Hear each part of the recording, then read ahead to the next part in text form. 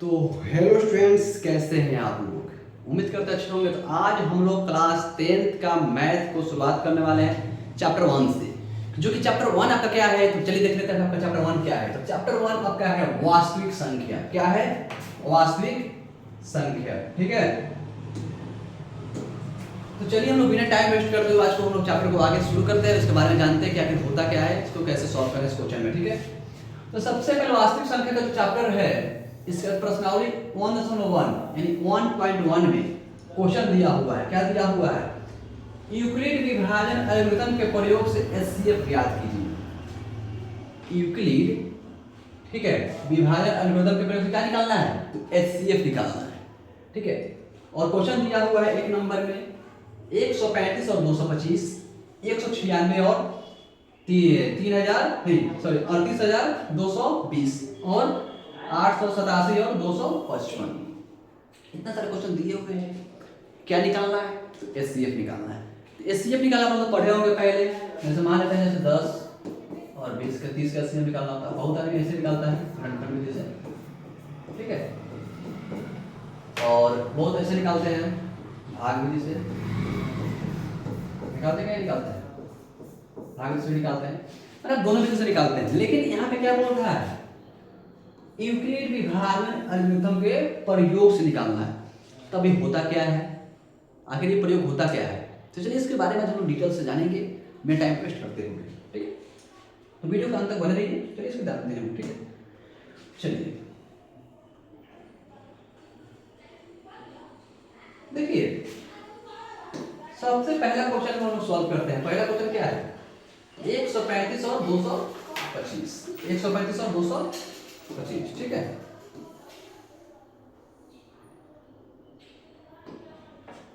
तो देखिए सबसे पहला आपको क्या करना है? सबसे पहले देखिएगा कि संख्या कितना दिया। तो दो संख्या दिया हुआ है। अब उसमें 12 कौन है? उसमें 12 कौन है?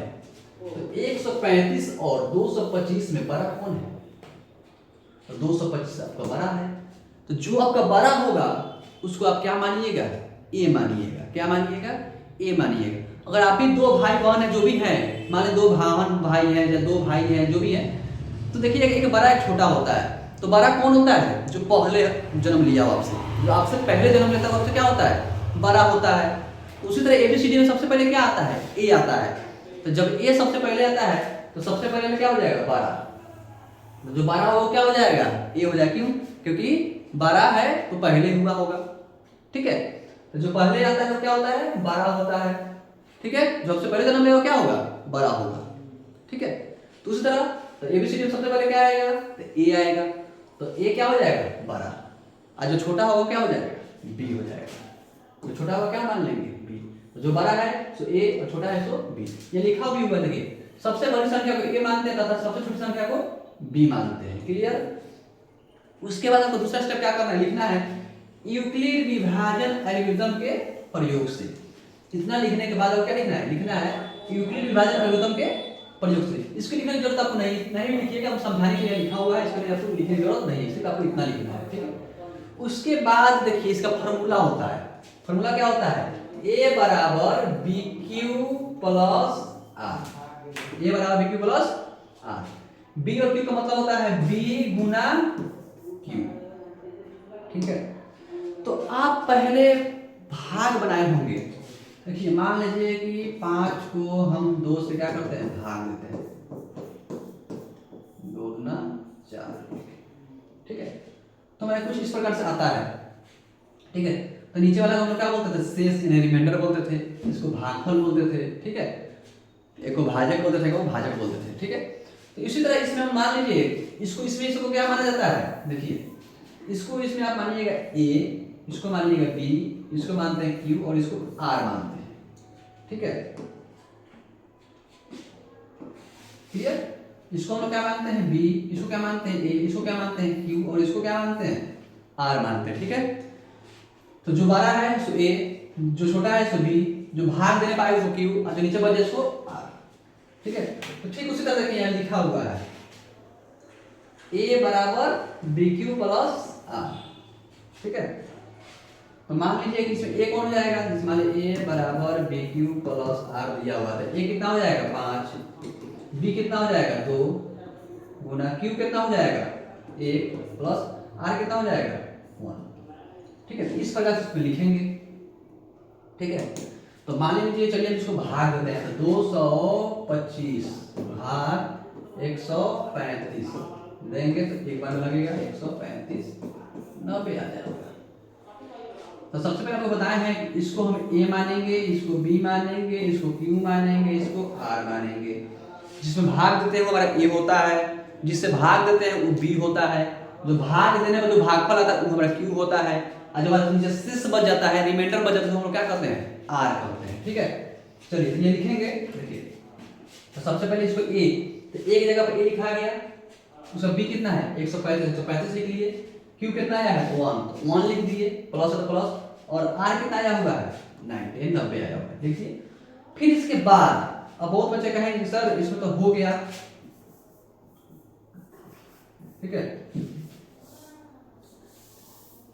सुनिए, जब तक हमारा रिमाइंडर 0 नहीं आ जाए, जब तक हमारा जो शेषफल है 0 नहीं आता है, तब तक हम क्या करते हैं कटाते रहते हैं, इसमें भाग देते रहे। अब क्या करेंगे, जब चीज 0 आया नहीं 90 आ गए, तब फिर क्या करेंगे, जो बी है यहाँ पे क्या बन जाएगा ए बन जाएगा, अब इसको यहाँ लिखेंगे, फिर भाग देंगे, फिर एक बार में ही लगेगा आ जाएगा 45। अब इसमें देखिए इसमें क्या हो जाएगा कि हाँ अब ई वाला ए हो जाएगा, ई बी हो जाएगा, ई क्यू हो जाएगा और आर हो जाएगा। ठीक है, तो फिर लिखेंगे यहाँ पे ए की जगह क्या लिख देंगे 135, क्यों क्योंकि हमारे ए कितना है 135, 135, बी कितना है 90, तो बी लिख दिया 90, क्यू कितना आया है 1, तो 1 लिख दिए, प्लस आर कितना है मतलब 45 नहीं 45 से भी हो गया। उसके बाद अभी भी मेरा आर 0 नहीं आया, जो आर जो है हमारा 0 नहीं आया हुआ है, देखिए अभी नहीं आया, फिर करेंगे क्या करेंगे, फिर से करेंगे कितना में, तो 45 से हम लोग 90 में करेंगे, 45 में 90 में करेंगे, साफ कर लेते हैं। ठीक है,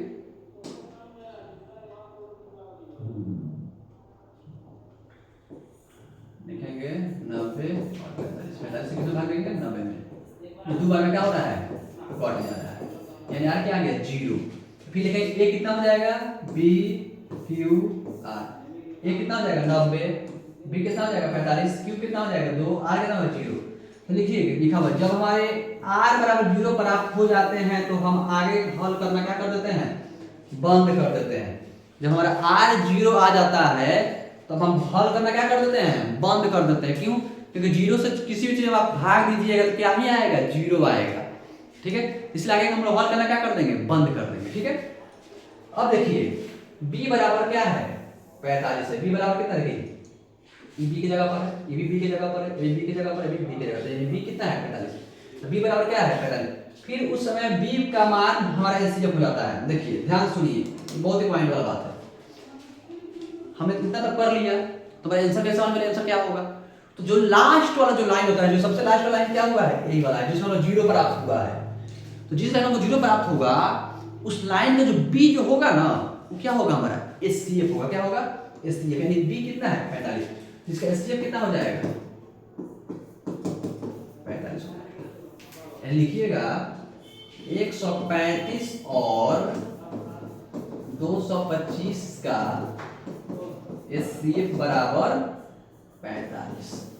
आपका आंसर कितना आ जाएगा 45 आ जाएगा। ठीक है, तो चलिए आप लोगों से उम्मीद है कि आप लोगों को समझ में आ गया होगा। ठीक है, तो आपको क्वेश्चन नंबर इसका आपको आंसर क्या करना है कमेंट में करके बता गया है। चलिए इस क्वेश्चन का आप लोग क्या कीजिए कमेंट में आप लोग आंसर बता के जाइए, बनाइए इस क्वेश्चन को और इसका आंसर क्या कीजिए कमेंट में टाइप करके जाना है। ठीक है, क्वेश्चन नंबर 3 को।